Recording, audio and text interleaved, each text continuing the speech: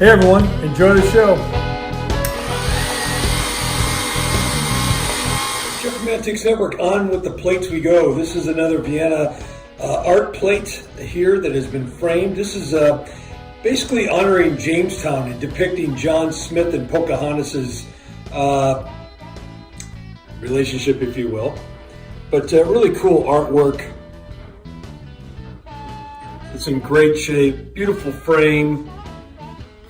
So if you are collecting anything for Native Americans or Jamestown, or just looking for a beautiful decorative plate for your wall, this might be for you. These are antiques. These are mantiques. Antique, mantique. These guys sell mantiques.